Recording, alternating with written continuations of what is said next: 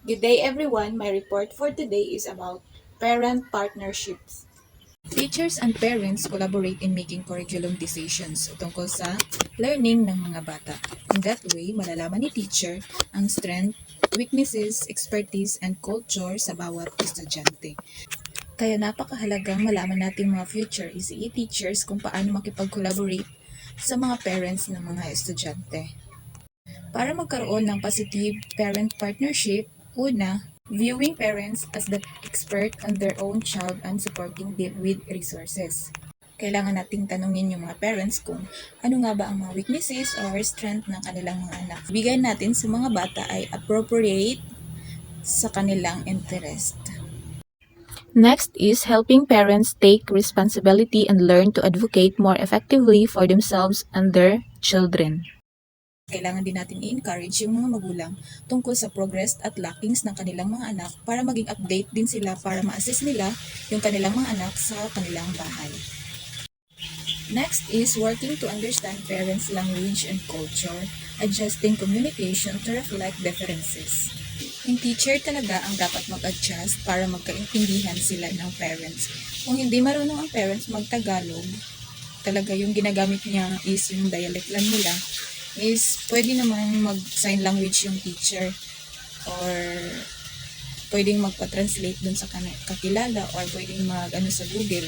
Marami namang resource ang dapat magamit. Last is listening carefully to parents' concern.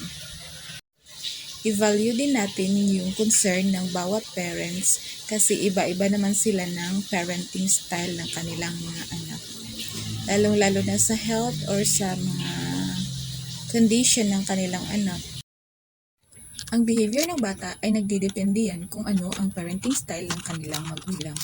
Kaya as a future ECE teacher, dapat malaman din natin ang 4 na parenting style ni Diana Baumrind. First is authoritarian parenting. Authoritarian parenting focuses on strict rules, obedience, and disciplines. These parents have high expectations and they don't hesitate to punish when children don't follow their guidelines. Ito yung mga parents na walang konsiderasyon sa feelings or opinion ng kanilang mga anak. Kids may also struggle in social skills, low self-esteem, anger management, and resentfulness. Second is permissive parenting. Permissive parenting are lenient, only stepping in when there's serious problem. They're quite forgiving and they act more like friends than authoritative figure. Dito is parang balanse na siya at maluwag na siya sa mga bata.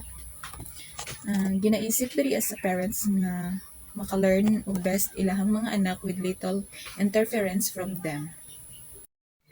Affects children lack of independence and personal responsibility, difficulty with decision making, lack of responsibility. Kaya nagasalig lang sila sa ilahang parent. Mauna siya. Number 3 is authoritative parenting. Authoritative parenting is provide their children with rules and boundaries, but they also give them the freedom to make decisions.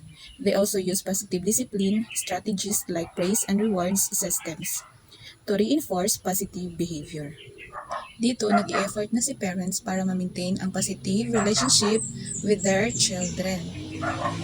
Tapos, kinokonsidera na nila yung feelings ng kanilang mga anak.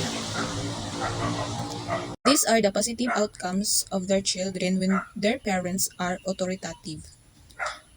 Una is close, nurturing relationship with parents, tendency to be responsible and respectful, ability to clearly express their emotions, high degrees of self-esteem, self-confidence, and self-regulation, more happy and to be successful. Last is uninvolved parenting. Uninvolved parenting, they don't devote much time or energy to meeting children's basic needs. Parents lack of knowledge about child development, or they may believe that their child will do better without their oversight. Children with uninvolved parents have worse outcomes and they experience rebelliousness, delinquency, lower cognitive and emotional empathy, diminished self-esteem. napakahalagang malaman natin ang bawat epekto sa bata tungkol sa parenting style ng kanilang magulang upang malaman natin kung anong appropriate strategy ang gagamitin natin for them.